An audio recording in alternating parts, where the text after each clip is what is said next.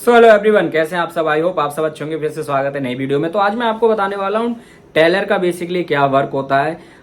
Taylor means मतलब Taylor एक आपका वर्क प्रोफाइल है। कैशियर बोलते हैं सिंपल से। आप डेस्क पे बैठेंगे, कैश को आपको जमा करना होता है और निकाल के देना होता है कस्टमर को। बट उसके साथ साथ अदर टारगेट क्या रहता है, कितना प्रेशर रहता है, उस पर आज हम बात करने वाले हैं। वीडियो बहुत बेनिफिशियल आपके लिए होने वाली है। एंड तक देखेंगे बहुत कुछ समझ आएगा। जो फ्रेशर्स हैं या जो प्राइवेट बैंक के लिए बेसिकली न्यू पार्ट हैं, ठीक है, नया ज्वाइन करने जा रहे हैं, तो टेलर मतलब वर्क प्रोफाइल है, कैशियर बोलते हैं। कैशियर को सबसे पहले तो आपको पता है कैश का पूरा लेन देन उन्हीं को देखना होता है। 3:30 बजे तक ब्रांच ओपन रहता है। तो जो कस्टमर विजिट करते हैं उनका कैश जमा करना या फिर कैश निकाल के देना। उसके साथ साथ उनको एक डाटा मतलब अपना जो मैनेज करना होता है, एक्सेल सीट बनानी होती है कि लास्ट में ब्रांच मैनेजर या फिर जो भी आपके रिपोर्टिंग अथॉरिटी होते हैं उनको एक्सेल सीट देनी होती है कि इतना आज अमाउंट आया है, जमा हुआ है और आज इतना अमाउंट निकला है। उसके साथ साथ जब आपका 3:30 बजे ये काम खत्म हो जाता है, ठीक है, कैश लेन देन का, कैशियर का, उसके पास आपको क्रॉस सेल का टारगेट रहता है। आपको भी नए अकाउंट ओपन कराने होते हैं, आपको भी डीमैट अकाउंट ओपन कराना होता है, इंश्योरेंस हो गया और आपको एफडीज वगैरह करानी होती हैं, लोन कराने होते हैं। तो ओवरऑल जो मल्टीपल प्रोडक्ट होते हैं ना दोस्तों, उन्हीं में आपका एक्टिवेशन मांगा जाता है। तो हाँ, क्रॉस सेल का प्रेशर रहता है और एक्टिवेशन मंथली कैशियर को भी दिखाना होता है अपना कि इतना हमने सेल्स किया है और इतना। उसके साथ साथ पर डे ईओडी आपको देनी होती है। एंड ऑफ द डे एक रिपोर्ट बनती है जो कि एक्सेल सीट में बनती है। तो आपको एक्सेल का थोड़ा नॉलेज होना चाहिए क्योंकि एक्सेल सीट में आप पूरा बैलेंस को कैलकुलेट करके देते हैं। और कहीं कहीं पे जैसे आपकी हेल्प के लिए भी आपके कलीग्स हो जाते हैं, रिलेशनशिप मैनेजर कोई मिल जाता है जो एक्सेल सीट बना के ईओडी बना के रिपोर्टिंग अथॉरिटी को, जो ब्रांच मैनेजर हो गया, डिप्टी ब्रांच मैनेजर हो गया, उनको प्रोवाइड कर देते हैं। बट हाँ, एज अ कैशियर अगर आप अपना करियर स्टार्ट कर रहे हैं बैंक में तो ग्रोथ बहुत अच्छी रहेगी क्योंकि आप दो प्रोफाइल पे, यहाँ पे दो चीजों पे काम करते हैं। सबसे पहले कैश का लेन देन, उसका आपको हैबिट हो जाएगा। सेकंड, आप सेल्स भी करेंगे। सेल्स से आप नहीं बचने वाले। क्या कैशियर को फील्ड में जाना पड़ता है? बिल्कुल, 3:30 बजे के बाद आपको फील्ड में भी भेज सकते हैं आपके ब्रांच मैनेजर या आपके रिपोर्टिंग अथॉरिटी। आपको मंथली अकाउंट भी ओपन कराने होते हैं, 1 से 2, 2 से 3 इतना। लोन कराना होता है, डीमैट हो गया, म्यूचुअल फंड हो गया, जितने भी बैंकिंग प्रोडक्ट हैं एक्टिवेशन चाहिए रहता है उसमें भी। बट 3:30 बजे के बाद जब ब्रांच कस्टमर के लिए क्लोज होता रहता है। और कुछ लोग पूछते हैं सर कैशियर की जो पोस्ट होती है उनका वर्क टाइमिंग क्या रहता है। वर्क टाइमिंग की अगर हम बात करें तो सुबह 9 बजे से शाम के 7 बजे या 6 बजे तक रहता है। लोकेशन पे डिपेंड करता है। जैसे अब देहात एरिया, टाउन एरिया में अगर लोकेशन है तो 6:30 7 बजे तक ब्रांच क्लोज हो जाती है।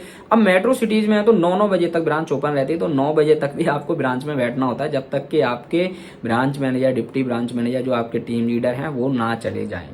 तो हाँ, टारगेट प्रेशर रहेगा, टारगेट प्रेशर कम नहीं होगा। कैशियर को बहुत से लोग बोलते हैं ऑपरेशन जॉब है, मैं बोलता हूँ ऑपरेशन प्लस रिटेल है, मतलब ऑपरेशन प्लस सेल्स, दोनों काम आपको करने होता है। अब कहीं कहीं पे किसी के ब्रांच मैनेजर बहुत अच्छे होते हैं या मतलब तो उनको बोलते हैं सिर्फ आप कैशियर का देखो, उसके बाद जो भी चेक वगैरह आ रहे हैं उसका देख लेना, क्लियर करवा देना और आरटीजीएस वगैरह देख लो। कहीं कहीं पे ब्रांच मैनेजर आपको बोलेंगे भैया सेल्स भी करो, सिर्फ कैशियर 3:30 बजे के बाद क्या करोगे, मुझे सब हिसाब दे दो एक्सेल सीट में, उसके बाद सेल्स करो। तो ये चीजें रहती हैं। बाकी अगर कोई कैशियर की पोस्ट पे है ना दोस्तों, जो वीडियो देख रहे हैं यार, प्लीज अपना फीडबैक शेयर करें ताकि जैसे कि आपके जो मतलब हमारे जो जूनियर्स हैं या कोई फ्रेशर्स है प्राइवेट बैंक के लिए जो आ रहे हैं उनको हेल्प मिल सके। मुझे जितना एक्सपीरियंस होता है मैं धीरे धीरे शेयर करता जाता हूँ ताकि जो जूनियर्स हैं, जो आना चाह रहे हैं बैंकिंग में, करियर बनाना चाह रहे हैं, उनको पता चलता रहे एक्चुअल में what is the reality of private bank, their work, target pressure at all. So according to me cashier post is good to start the career. If you have opportunity then join, but yeah, target and pressure will be here to open the new accounts, mutual fund, loan, FD at all. तो join कर रहे हैं तो stress तो रहेगा ही रहेगा।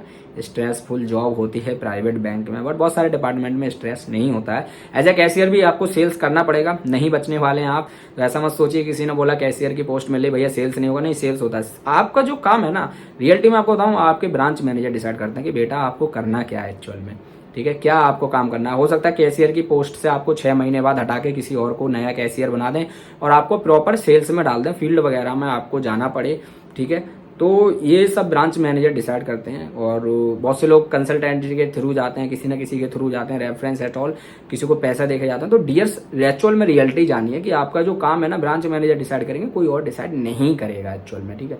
तो आप किसी भी थ्रू जा रहे हैं डजेंट मैटर, बट ये सोच लीजिए कि आप प्राइवेट बैंक में जा रहे हैं टारगेट रहेगा, ब्रांच में जा रहे हैं टारगेट प्रेशर रहेगा, सेल्स का काम भी करना पड़ेगा, ऑपरेशन का भी काम आपको मिलेगा, ठीक है। तो इसमें ऐसा कोई शक वाली बात नहीं है, ठीक है। आज की वीडियो यार इसी के इन्फॉर्मेशन थी कि जो कैशियर होते हैं, टेलर का वर्क प्रोफाइल होता है वो कैसा होता है। हाँ, सेल्स होगा और बेड डेस्क पे 3:30 बजे तक बैठिए, लेन देन का काम सीखिए, ईओडी आपको बना के देनी होती, सारा डाटा आपको करके देना होता है, कितना लेन देन हुआ सब, एक्सेल को भी थोड़ा सीखिएगा, अच्छा रहेगा आपके लिए।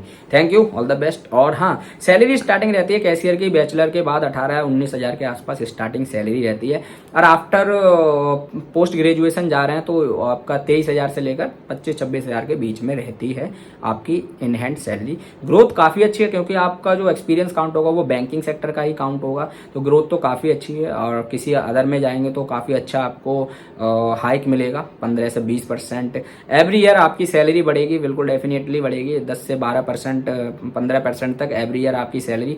बोनस भी आप रिसीव करेंगे और इंक्रीमेंट हर साल होगा। प्रमोशन आफ्टर 2 ईयर्स होता है, ठीक है, और कहीं कहीं पे प्रमोशन थोड़ा जल्दी भी हो जाता है, डिपेंड ऑन बैंक।